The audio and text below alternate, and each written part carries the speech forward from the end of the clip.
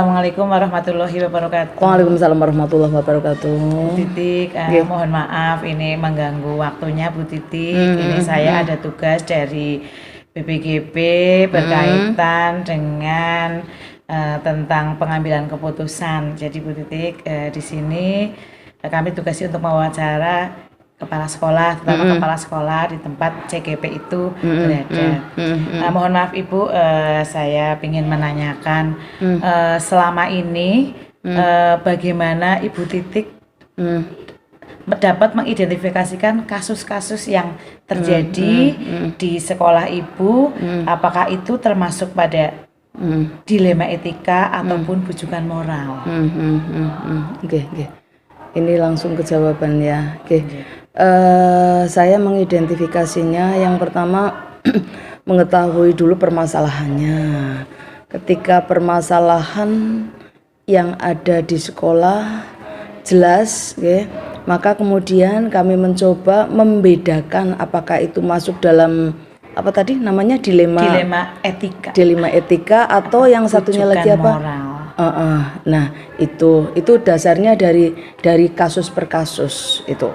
Oke.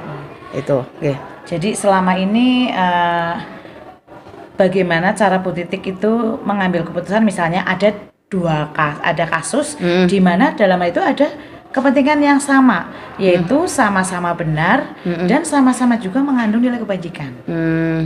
Tapi Ibu harus memutuskan salah satunya.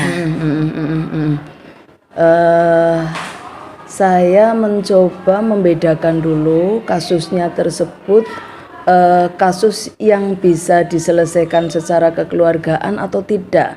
Ketika sebuah kasus bisa diselesaikan secara kekeluargaan, mungkin ini lebih berperan pada semacam penanganannya ini berarti penanganan intern, bisa tidak masuk ke yang tadi namanya dilema etika. Kalau dilema etika kan berarti kasus tersebut sudah jelas permasalahannya sehingga kita bisa langsung membedakan harus bersikap ini atau ini, kan seperti itu ya.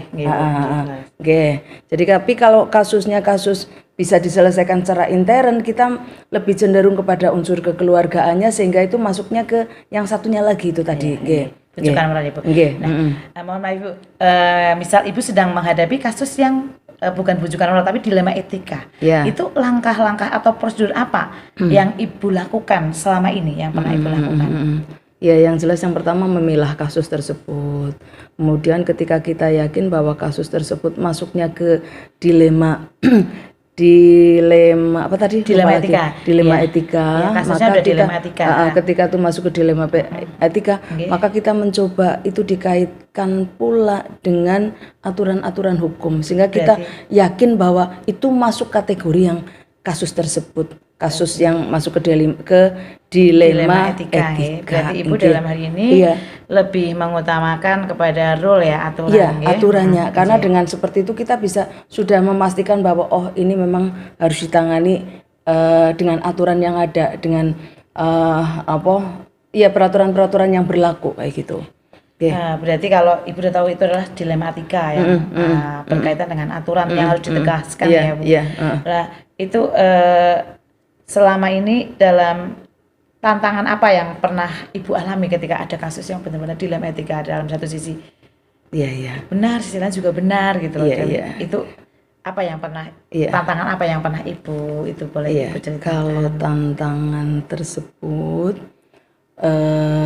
yang banyak menguras pikiran, tenaga juga waktu, itu biasanya penyelesaian yang terkait dengan rasa. Misal anggap saja kaitan dengan utang piutang. Nah, kaitan dengan utang piutang, penyelesaiannya agak alot, sementara itu sudah ada bukti ini sudah ada aturan jelasnya. Ketika harus diselesaikan masih belenjani janji, masih belum ngerampungi jelas aturannya, utang berapa, mau disarutangi kapan. Tapi ketika dalam penyelesaian itu tidak segera diselesaikan oleh yang bersangkutan, maka ini memang menimbulkan rasa yang tidak enak. Itu antara dua di dalam satu institusi ya Bu? Iya, dalam satu institusi. Itu contoh yang jelas itu. Oke. Dalam hal ini ketika itu termasuk karena utang piutang yang ada hukumnya ya Bu, Iya, secara itu kan betul. termasuk dalam etika. Dalam menyelesaikan masalah ini Ibu mempunyai tata kala, maksudnya tata kala jadwal tertentu nggak untuk jadwal tertentu bagi ya? Ada, iya itu yang pertama yang jelas kami melakukan pendekatan, ketika dalam pendekatan yang pertama kan mencari informasi terlebih dahulu. 2 orang, satu saya coba panggil satu persatu ini untuk objektivitasnya sih. Nah, ketika saya mendapati 2 ini, maka kemudian saya juga saya melibatkan teman-teman yang saya anggap nantinya bisa membantu, entah itu mungkin melakukan pendekatannya atau minimal juga saya mencari informasi tentang kebenarannya, walaupun saya juga sudah dapatkan dari dua orang yang berselisih tersebut, tapi paling tidak saya dari pihak yang lainnya yang lebih netral dalam keseharian saya juga melibatkan. Dari situ maka saya memprogramkan, misalnya hari ini saya ketemu dengan AB ya, yang berselisih A. Nanti yang hari ini jam berikutnya saya ketemu dengan yang berikutnya lagi, saya programkan dengan sebelumnya saya dengan teman-teman yang lain, anggap saja ada tim kecil lah untuk penyelesaian ini, yang saya yakin orang-orang di dalamnya itu betul-betul nantinya bisa membantu menyelesaikan permasalahan ini. Nah, ini tahapan kami pertemukan. Kemudian ketika sudah dipertemukan, kami memberi kesempatan kepada yang bersangkutan untuk tadi dari hasil kita memediasi kedua orang tersebut, kita beri kesempatan, silahkan kita ketemu lagi seminggu yang akan datang atau 3 hari yang akan datang. Nanti kan ada perkembangan bagaimana berikutnya sudah dipikirkan dan lain sebagainya. Nah, setelah itu paling tidak di pertemuan yang kedua itu sudah ada gambaran penyelesaiannya. Kemudian ketemu lagi kapan? Nah, itu sampai titik terakhir penyelesaian. Ada pihak tertentu, misalnya seseorang atau mungkin siapa yang selama ini dalam Ibu menghadapi keputusan yang berkaitan dengan dilema etika yang Ibu hadapi itu, yang membantu Ibu untuk jadi Ibu bisa mengambil keputusan-keputusan sesuai dengan kebijakan universal, dan juga kalau dalam utamanya adalah yang berpihak pada murid ketika dalam keputusan dilema etika itu adalah menyangkut pada murid Ibu.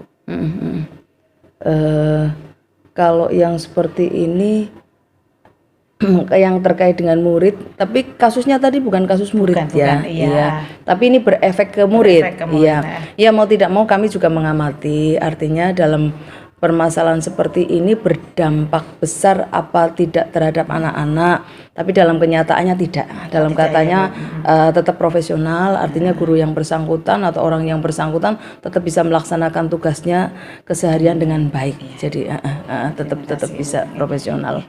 Ya. Berarti Ibu dari tadi yang telah Ibu sampaikan mengenai dilema etika yang Ibu hadapi tentang adanya 2 orang yang berkaitan dengan hutang piutang yang juga kaitannya Ibu dengan berbasic kepada peraturan yang ada ya dalam hutang piutang.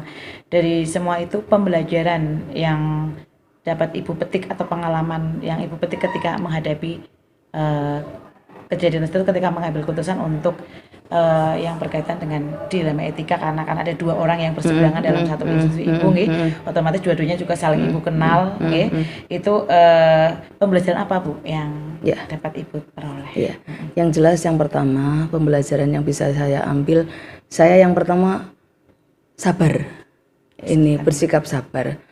Yang kedua berupaya seobjektif mungkin dalam mengambil sikap, mengambil keputusan, menerima saran ataupun masukan. Jadi yang saya harapkan ketika kemudian kami mengambil keputusan itu tidak merugikan 1 atau 2 orang ini. Jadi intinya kesemuanya tetap saya mengambil sikapnya objektif, kemudian juga tetap sesuai dengan kesepakatan yang didapat. Jadi ketika dalam penyelesaian melibatkan caranya rembugan, maka rembugan ini dituangkan juga dalam berita acara.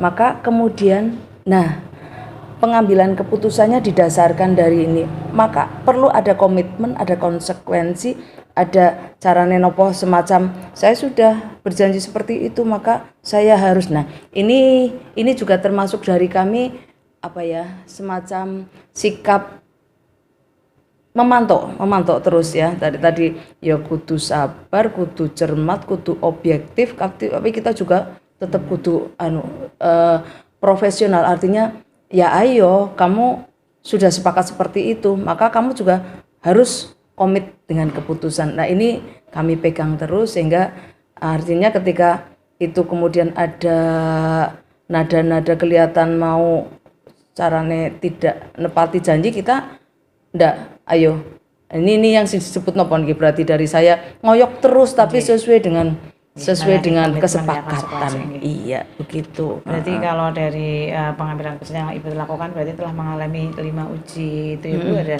legal karena memang ada bukti tertulis untuk gitu ya. Intuisi juga Ibu nih, berarti ini ada bukti-buktinya juga sih ya Bu dari yang kemarin dari peminjam itu nggih. Ya.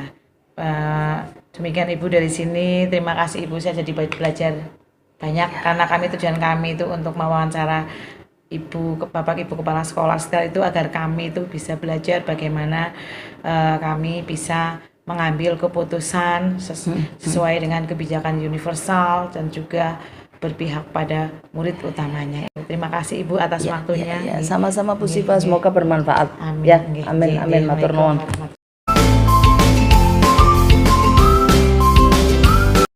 Assalamualaikum warahmatullahi wabarakatuh. Waalaikumsalam warahmatullahi wabarakatuh.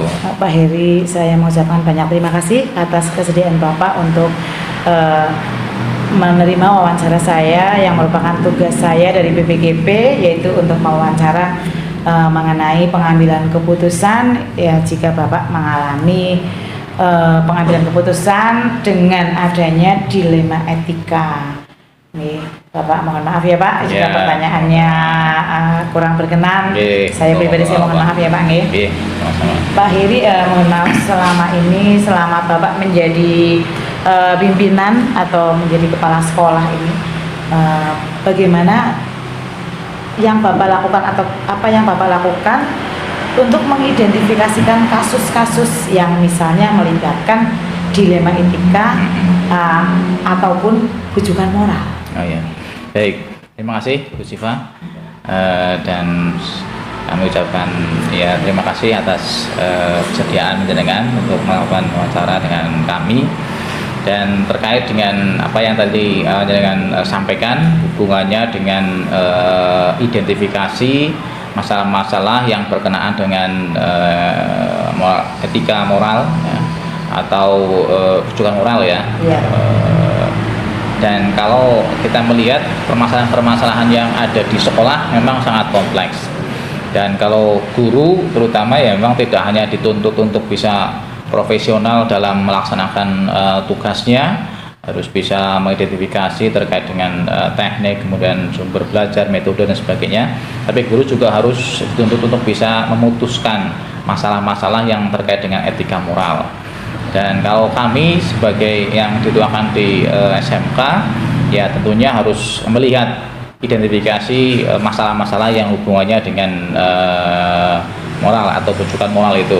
Yang pertama kita identifikasi apakah masalah itu masalah yang tergolong ringan atau tidak. Sebab kalau misalkan kami sendiri ketika menjalankan tugas tentunya juga sama, kadang-kadang dihadapkan pada situasi yang sama-sama benar gitu, sama-sama benar. Ya, misalkan kalau kami tugasnya ada juga untuk melakukan supervisi di sekolah, tapi kadang-kadang kami juga harus melakukan tugas di luar dalam rangka untuk melaksanakan rapat, koordinasi atau mungkin tugas kedinasan yang lain. Nah, sehingga mungkin kami juga akan memberi pemahaman kepada Bapak Ibu bahwa tugas kami tidak hanya di sekolah, tapi juga harus membangun jejaring dengan stakeholder yang lainnya. Maka kami akan mendistribusikan tugas itu kepada Bapak dan Ibu guru, terutama adalah Waka, kemudian Kapro untuk menjalankan tugas supervisi dengan teman-teman. Kalau itu hanya identifikasi yang sifatnya ya ringan, ya. Tapi ketika kita menghadapi kejadian-kejadian atau situasi yang sedikit berat, misalkan melibatkan anak, ada kasus seperti bullying, kekerasan, atau mungkin kasus siswa hamil atau pertengkaran atau mungkin barangkali perkelahian segala macam. Nah, kita harus mengidentifikasi kasus itu ya sesuai dengan kejadiannya. Kita harus melihat apakah itu melibatkan pihak luar apa tidak. Kemudian kita harus melalui proses musyawarah juga dengan kesiswaan, dengan waka-waka yang terkait. Kemudian baru kita memutuskan gitu. Sehingga identifikasi itu penting untuk bisa kita mengambil keputusan yang tepat. Bagaimana cara Bapak mengambil keputusan di sekolah? Misalnya ada kasus-kasus yang dua kepentingan sama-sama benar dan kemudian sama-sama mengandung nilai kebajikan yang besar. Bapak harus memutuskan salah satunya itu. Bagaimana caranya Bapak mengambil keputusan tersebut? Ya, baik. Terkait dengan bagaimana cara untuk mengambil keputusan ketika kita menghadapi situasi dilema etik atau kejujuran moral. Yang pertama, sebagai salah satu studi kasus yang pernah kami alami di sekolah tahun kemarin pada saat masa pandemi, itu kebetulan ada satu anak kelas 12 pada semester genap itu mendapatkan, dia kebetulan backgroundnya adalah dari keluarga yang tidak mampu, hidupnya di Purbalingga itu sendirian karena mbahnya di Jakarta. Tetapi satu sisi yang lainnya, dia itu punya keterampilan nyupir. Ternyata ketika saya coba konfirmasi, itu adalah keahlian yang diberikan oleh orang tuanya. Semua adik-adiknya kakaknya pintar nyupir semuanya. Nah, dia pada semester genap di kelas 12 itu dia sudah bekerja. Nah, sisi lain dia harus mengikuti kegiatan belajar di sekolah. Itu kan kita menghadapi situasi dilema etik. Sama-sama betul, anaknya juga kita harus menghidupi diri sendiri karena dia juga jauh dari orang tua, dia harus bayar kos, kemudian harus makan segala macam. Maka tapi sementara itu dia mempunyai kewajiban untuk bisa datang ke sekolah mengikuti pembelajaran yang tinggal 1 semester lagi.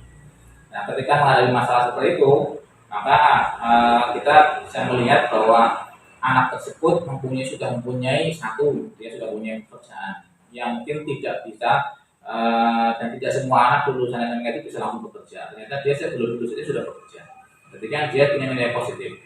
Nah, kemudian yang kedua, ketika dia tidak bisa menghadapi tugas-tugas harus berangkat ke sekolah segala macam, nah kita memberi pemahaman kepada bapak ibu bahwa anak ini adalah aset dari sekolah, aset juga dari orang tua. Dimana dia sudah punya keterampilan, sudah bisa bekerja. Belum tentu anak-anak kita yang lainnya itu lulus SMA bekerja, dia sudah bekerja. Maka kita harus berusaha untuk menghargai dia dan juga melindungi supaya jangan sampai dia drop out. Ketika drop out, maka itu akan masa depannya akan menjadi kurang bagus. Kemudian juga ya orang tuanya akan kecewa karena melihat anaknya seperti itu drop out. Nah, maka kita beri pemahaman kepada baik guru supaya anak tersebut itu betul-betul kita pertahankan. Nah, kita solusinya adalah dari jadi anaknya itu tetap bisa bekerja, kemudian setelah itu maka tugas-tugas yang diberikan harus dikerjakan dan kemudian nanti diserahkan kepada baik guru. Ketika ujian segala macam ya memang harus kita hasilkan semua. Sehingga anaknya ya betul-betul dia tetap bisa sampai lulus, kemudian guru-guru juga akhirnya bisa mendapatkan nilai dan akhirnya mendapatkan ijazah. Itu kan salah satu contoh dilema etik yang kami hadapi. Tapi ketika menghadapi situasi yang agak berat, ya nanti kita harus koordinasi dengan dinas terkait. Biasanya pernah juga dulu ada yang tercampur masalah misalkan bullying ya, nanti misalkan ada orang tua yang komplain segala macam, maka kita harus melakukan mediasi.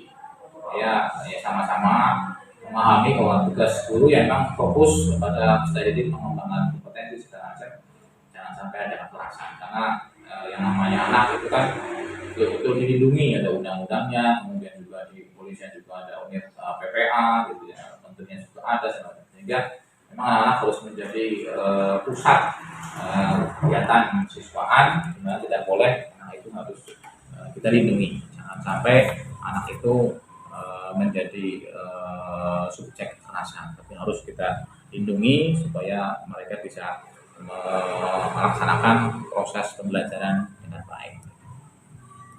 Ya, Pak. Luar biasa ya Pak, berarti langkah-langkah yang telah Pak memang harus melakukan upaya supaya betul-betul menyelamatkan anak. Jangan sampai kita langsung melihat satu sisi dia bisa berangkat lalu kita cut, ini yang nggak bisa. Jadi semua keputusan harus berpihak pada murid ya Pak, ya, sudah sesuai dengan filosofi Ki Hajar ya Pak, tapi Pak sudah melaksanakannya ya Pak. Ya, betul. Kemudian mohon maaf Pak Heri, selama ini ketika Bapak mengalami ada kasus yang dilema etika ya tadi ya, dilema etika itu hal-hal apa saja yang Bapak anggap efektif ketika mungkin kita harus menghadapi kasus dilema etika? Ya, ketika menghadapi kasus dilema etik, maka yang paling kami anggap efektif adalah pengambilan keputusan secara kolaboratif. Kolaborasi, kita harus membangun kolaborasi dengan guru, dengan siswaan, dengan orang tua wali. Kemudian kalau memang itu menyangkut hubungannya dengan dinas terkait, misalkan dinas sosial atau kepolisian, ya kita harus sama-sama duduk bersama-sama bareng, kemudian menyelesaikan masalah itu supaya jangan sampai anak menjadi korban kekerasan atau bullying atau mungkin korban perundungan dan sebagainya, dan kita harus menyelesaikannya juga secara bijaksana. Kolaborasi ya Pak ya, namanya kolaboratif. Selama ini selama mengambil keputusan yang dilema etika itu ya kan banyak tantangan ya Pak. Apa saja Pak misalnya hal-hal yang menjadi tantangan dalam mau mengambil keputusan yang mengandung dilema etika agar sesuai dengan kebijakan universal? Ya, tantangan-tantangan yang kami hadapi terutama hubungannya dengan dilema etik. Kalau itu hubungannya dengan anak, itu biasanya kita harus betul-betul memberi pemahaman yang komprehensif kepada guru-guru. Guru karyawan semuanya harus kita berikan pemahaman bahwa ketika kita akan melakukan keputusan, ya kita pertama harus ada pemahaman dulu. Kemudian kita melakukan proses musyawarah, termasuk juga konsultasi dengan atasan kami, dengan pihak yayasan, juga kami harus intens untuk melakukan komunikasi, diskusi terkait dengan masalah-masalah yang ada. Sehingga ketika nanti keputusan yang kita ambil adalah keputusan secara bersama, kolektif, kolegial, termasuk juga sudah ada ya itu dari pihak yayasannya.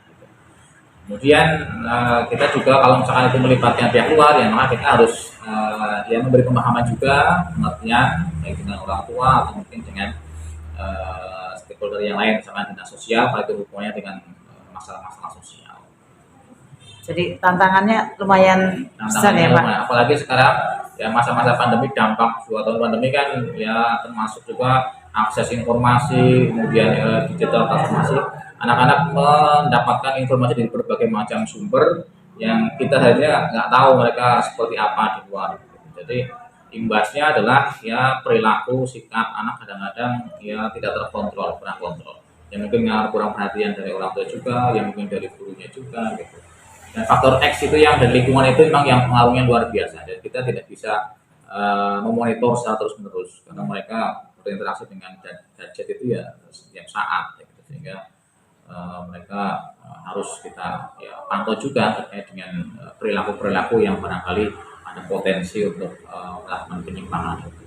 Termasuk edukasi juga kepada anak-anak supaya jangan sampai mereka terjerumus pada hal-hal yang kurang bagus. Pak Heri, nih ingin tahu juga nih saya, kalau misalnya ya Pak, Bapak ada masalah yang berkaitan dengan tadi yang dilema etika ya Pak ya. Kemudian Bapak apakah Bapak akan menyelesaikannya saat itu juga on the spot ya, atau Bapak mempunyai tata kala atau jadwal tertentu, misalnya deadline-nya ada masalah tunggu sekarang, mungkin dalam beberapa saat harus saya selesaikan, atau ada saatnya juga apa harus on the spot nih Pak? Ya tergantung dari jenis masalahnya. Situasi atau kejadian terkait dengan dilema etika kan sangat variatif dan cukup banyak jenisnya. Ketika itu hubungannya dengan masalah-masalah yang ringan, maka saya bisa melakukan eksekusi pada saat itu. Misalkan ketika mendadak kemudian kami harus melakukan tugas di luar, maka saya harus segera melakukan disposisi kepada pembagian tugas kepada teman yang lainnya, misalkan wakaf, kurikulum atau siswa untuk memutuskan pada saat itu. Tapi ketika masalah itu terkait dengan pihak luar, dengan orang tua atau dengan kepolisian atau dengan dinas sosial, maka kita harus melakukan upaya untuk bisa mengidentifikasi dulu masalahnya seperti apa, kemudian nanti kita coba melakukan musyawarah, diskusi, kemudian untuk mengidentifikasi masalah-masalah tersebut dan alternatif solusinya. Kemudian setelah itu baru kemudian kita akan melakukan upaya untuk melakukan ya penjadwalan. Misalkan kalau kita sih biasanya setiap hari seminggu sekali, misalkan setiap Jumat itu kita melakukan koordinasi untuk mengidentifikasi masalah-masalah yang ada. Tapi ketika itu membutuhkan keputusan yang cepat, maka kita juga harus segera untuk melakukan koordinasi dengan wakaf, siswaan dan stakeholder yang lainnya. Tergantung jenis masalahnya seperti apa. Tapi ketika pelayanan terkait dengan dilema etik, biasanya setiap Senin atau setiap briefing juga kami memberi kesempatan kepada Bapak Ibu guru apabila ada identifikasi masalah-masalah yang terkait dengan dilema etik, baik itu yang melibatkan guru maupun melibatkan siswa, ya kita harus menerima dan segera untuk menyelesaikan. Tidak boleh secara berlarut-larut, tapi harus secepat mungkin kita selesaikan. Dan situasinya ya sangat tergantung dari jenis masalah itu sendiri. Terima kasih. Berarti tergantung insidentalnya, tergantung masalahnya ya Pak ya, untuk urgensi waktunya ya Pak. Apakah Pak Heri, pertanyaan berikutnya ya, apakah selama ini ya, selama Bapak dalam mengambil keputusan yang berkaitan dengan kasus dilema etika ya, apakah ada seseorang atau faktor-faktor tertentu yang mempermudah Bapak dalam mengambil keputusan? Ya. Faktor-faktor yang mempermudah pengambilan keputusan terkait dengan dilema etik ya tentunya partner kami di sekolah, yaitu Bapak Ibu guru, kemudian juga wakaf, kemudian kapro dan juga wali kelas serta BK. Itu adalah mitra kami dalam menyelesaikan masalah-masalah dengan anak. Dan seperti tadi kami sampaikan bahwa guru memang tidak hanya dituntut profesional dalam menggunakan metode, teknik, kemudian strategi pembelajaran, tapi ketika mengambil keputusan non teknis pembelajaran juga guru harus mempunyai keterampilan. Sehingga keterampilan itu yang memang harus selalu dilatih, kemudian harus selalu diupdate ya. Sehingga ketika menghadapi sebuah masalah terkait dengan dilema etika itu ya mereka bisa langsung mengeksekusi. Kemudian setelah itu kalau misalnya merasa berat ya baru kemudian konsultasi ke kami. Sehingga tidak selalu kami masalah-masalah yang kecil ya itu sudah kami serahkan dan kami distribusikan kepada teman-teman semuanya untuk menghadapi dan menyelesaikan masalah. Tapi ketika masalah itu mulai dengan mungkin pihak luar atau mungkin yang sudah serius ya mungkin harus melibatkan kami dan kami akan terjun langsung. Sehingga sangat tergantung dari jenis masalah. Jenis masalahnya ya Pak, ya, luar biasa Bapak. Terima kasih Pak dari semua yang telah Bapak sampaikan. Saya banyak belajar nih Pak. Saya banyak belajar dari pengalaman Pak Heri nih. Kemudian saya menanyakan Bapak ada pengalaman yang mungkin spesial mungkin yang bisa dapat bagikan kepada kami, pengalaman yang telah Bapak petik dari pengalaman Bapak mengambil keputusan-keputusan yang berkaitan dengan dilema etika. Ya, pengalaman kami selama ini dalam mengambil keputusan-keputusan yang hubungannya dengan dilema etika, tentunya yang pertama kita harus membangun komunikasi yang bagus dengan antara kepala sekolah dengan guru, karyawan itu harus bagus. Harus ada penyamaan persepsi terkait dengan penyelesaian masalah-masalah yang terkait dengan dilema etik. Kemudian juga kita harus bisa mendistribusikan ketika ada masalah-masalah yang sifatnya teknis kecil gitu ya, maka apa itu guru harus mempunyai keterampilan itu. Kemudian juga jangan sampai ketika kita menyelesaikan masalah itu yang jadi korban itu adalah anak. Nah ini yang pemahaman ini yang memang kadang-kadang sulit bisa diterima oleh Bapak Ibu. Kadang-kadang Bapak Ibu guru itu kan idealis, jadi tidak melihat bahwa siswa itu adalah makhluk yang unik gitu. Jadi mempunyai berbagai macam karakter, kemudian situasi, ekonomi yang berbeda-beda, sehingga penyelesaian masalah pun ya harus variatif sesuai dengan karakteristik anak. Jangan sampai kita menyelesaikan masalah itu secara pukul rata, itu tidak boleh seperti itu. Karena dalam pembelajaran kurikulum merdeka kan juga ada pembelajaran berdiferensiasi gitu ya, sehingga ketika kita menyelesaikan masalah juga harus berbeda antara si A dengan si B.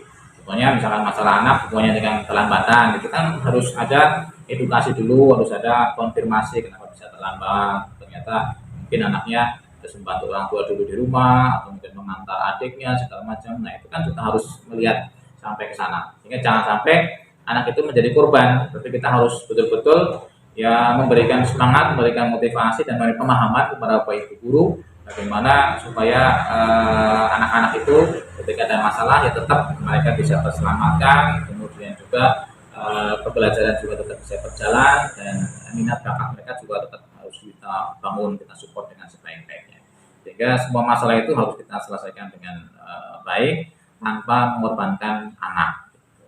Bagaimanapun juga ya anak-anak tadi ada undang-undangnya, kemudian juga mereka juga harus dilindungi, harus dilayani, apalagi kita mendidik anak-anak supaya mereka nanti menjadi calon generasi penerus, sehingga harus betul-betul kita berikan semangat, berikan motivasi, walaupun itu tadi ketika menghadapi situasi dilema etika ya kita harus arif dan bijaksana dalam menyelesaikan masalah, jangan sampai mengorbankan anak. Intinya adalah pembelajaran yang diambil adalah semua keputusan harus kembali berpihak kepada anak ya Pak, dan kebijakan universal. Ya.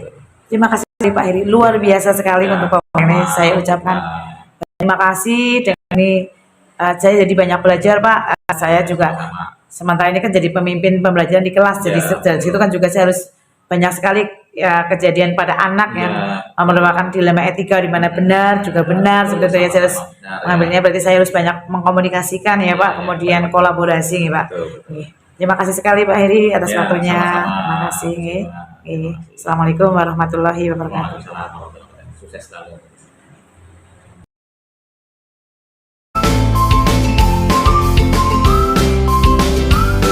Assalamualaikum warahmatullahi wabarakatuh. Waalaikumsalam warahmatullahi wabarakatuh.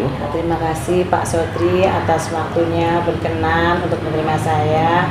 Di sini saya mendapatkan tugas dari BPGB Jateng untuk wawancara dengan Bapak berkaitan dengan pengambilan keputusan yang berkaitan dengan dilema etika atau rujukan moral. Bapak Sodri, mohon maaf selama ini saat Bapak mengambil keputusan atas permasalahan yang ada di sekolah Bapak, apakah Bapak dapat bagaimana caranya Bapak mengidentifikasi kasus-kasus tersebut itu merupakan kasus dilema etika atau termasuk kasus rujukan moral? Pertama-tama untuk kasus-kasus yang saya hadapi biasanya saya langsung merujuknya kepada aturan-aturan yang berlaku. Apakah itu aturan yang ada secara nasional atau mungkin bahkan aturan yang berlaku di sekolah. Itu yang pertama, itu positifnya. Kemudian apakah hal itu menyangkut benar salah atau melanggar aturan, ataukah hanya sebatas patut tidak patut, layak tidak layak untuk dilakukan.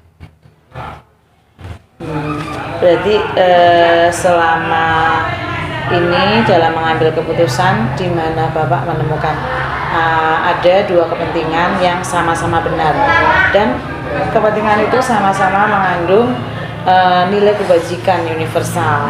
Itu bagaimana Pak Bapak ketika harus memilih salah satu dari keputusan tersebut? Posisi dilematis seperti ini seringkali dihadapi oleh seorang kepala sekolah, karena pertama-tama mungkin saya akan perlu mengkaji dulu problem yang dihadapi, menganalisanya, apakah ini berkenaan dengan personal atau mungkin berkenaan dengan hal-hal yang lebih massal gitu nih.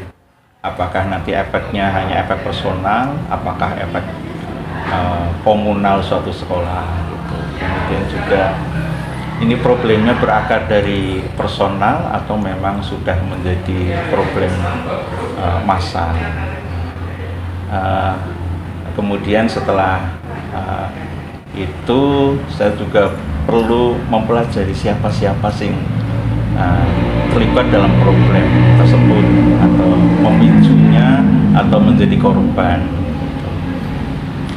Kemudian saya perlu juga cross check ya. Cross check apakah problem ini berkenaan dengan apa sih sebenarnya yang terjadi, sejauh mana problem itu sudah terjadi nih. Kemudian kebenarannya terutama ya, kemudian efeknya, kemudian sejauh mana problem ini sudah berefek ya. Kemudian baru setelah saya cari informasi ke pihak-pihak yang saya anggap tepat untuk kasus tersebut, ya, baru kami memutuskannya, menganalisisnya, kemudian memutuskan yang terbaik.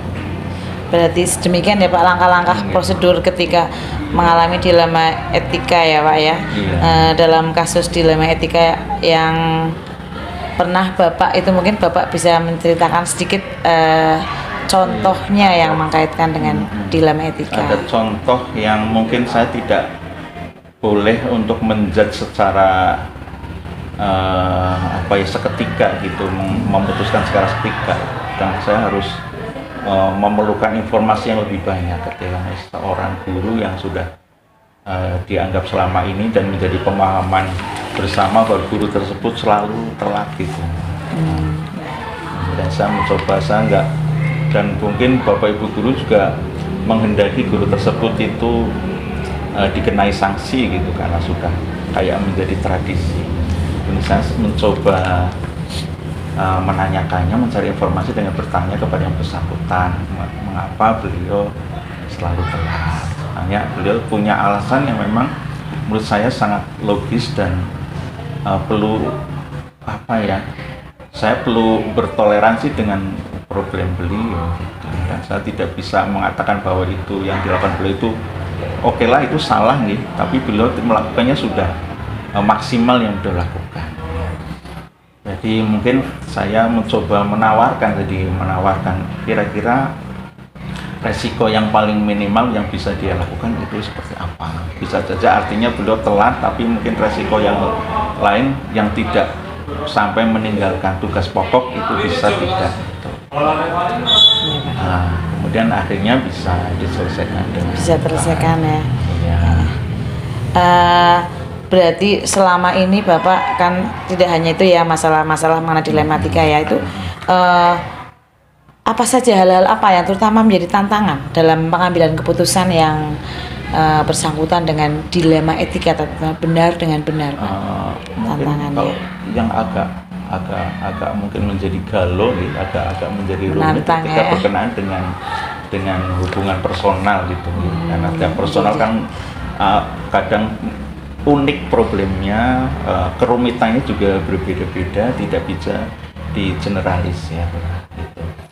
Bisa saja kasusnya sama-sama telatnya, tapi ternyata setelah dikaji problemnya sangat berbeda.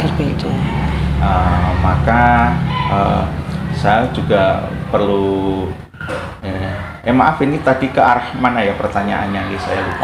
Itu tantangannya.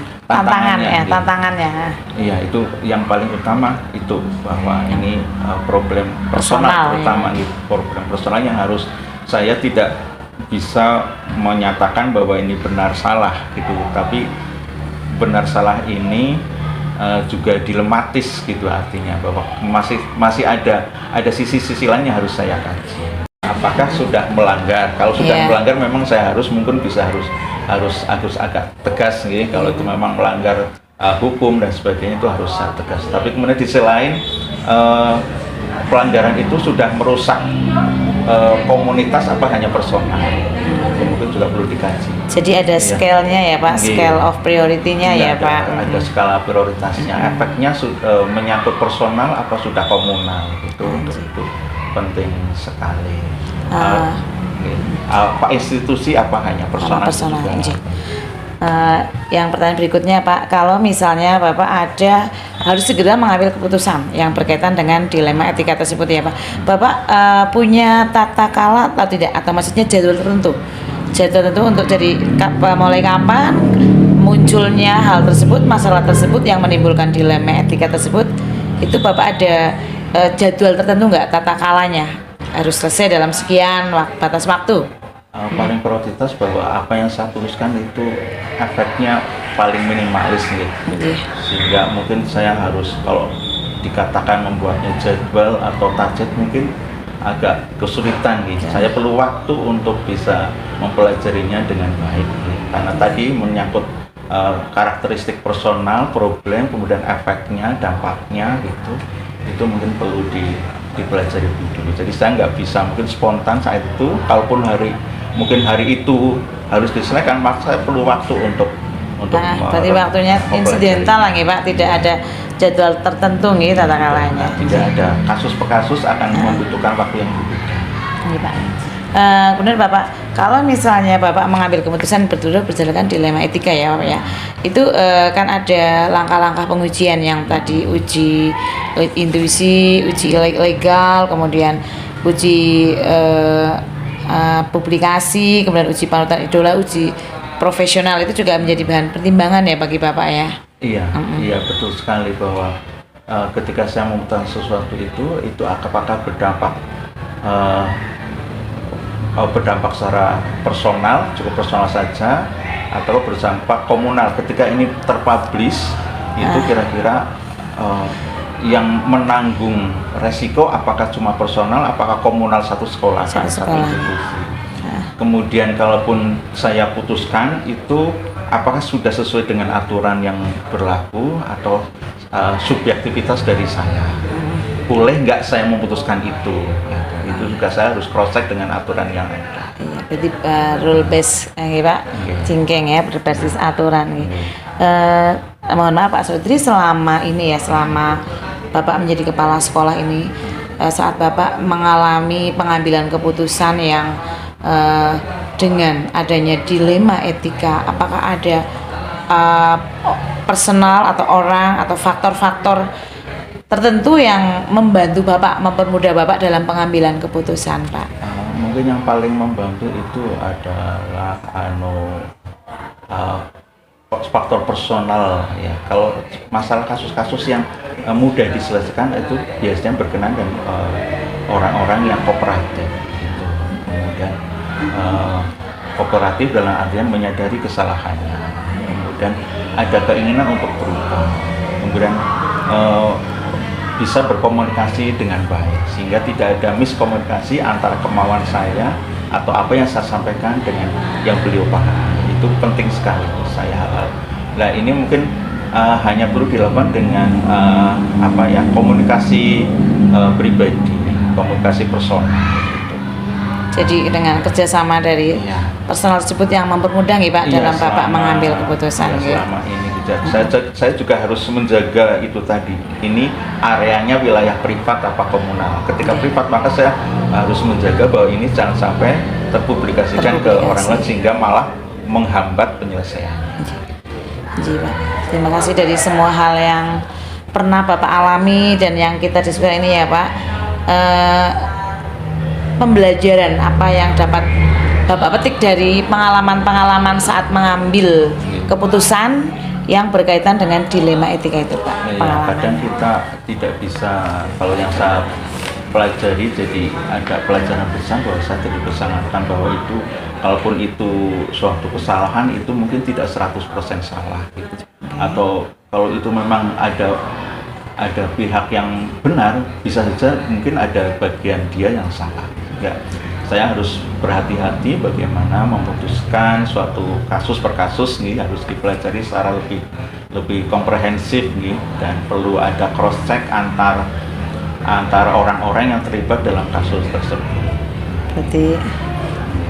Berarti itu ya, bahwa setiap kesalahan tidak pasti 100% salah, jika ada kebenaran juga tidak 100%. Bahkan untuk kasus yang secara kasat mata itu sama kayak kasus guru terlambat itu ternyata sebenarnya berbeda. Untuk kasus per kasus itu berbeda, dan kemudian penyembuhannya, penyelesaiannya juga berbeda. Jadi keputusan yang berbeda ya Pak untuk kasus yang sama. Ya Pak Sodri, terima kasih sekali. Saya jadi banyak belajar dari Bapak bagaimana menjadi seorang pemimpin saat dihadapkan dengan untuk mengambil keputusan di mana di situ ada dilema etika ataupun itu adalah bujukan moral, di mana dua sisi benar dan benar, tapi Bapak harus mengambil keputusan satu. Ya di sini yang pertama adalah perlu menumbuhkan kebijaksanaan ya Pak. Mungkin saya jadi lebih belajar dari Pak Sod bagaimana saat mengambil keputusan itu kita harus menganalisis dengan baik, kemudian juga tidak hanya terfokus pada satu person ya Pak, juga apakah itu akan ada efek dengan institusi apa hanya untuk personalnya ya Pak. Jadi saya belajar banyak Pak. Kalau boleh ditambahkan bahwa penyelesaian kasus-kasus itu untuk tambahan yang terakhir tadi, bahwa hubungan personal antara saya dengan komunikan atau orang yang berkasus tadi itu, kalau ketika hubungannya bagus itu akan sangat membantu, sehingga miskomunikasi, misunderstandingnya itu akan terminimalis ya Pak ya. Jadi memang sejauh ini kita sebagai pemimpin harus selalu menjalin hubungan yang baik ya Pak dengan rekan sejawat yang ada di sekolah ya Pak ya. Terima kasih Pak Sud, ini jadi saya jadi belajar Pak. Terima kasih sekali Pak atas waktunya ya Pak ya. Assalamualaikum warahmatullahi wabarakatuh.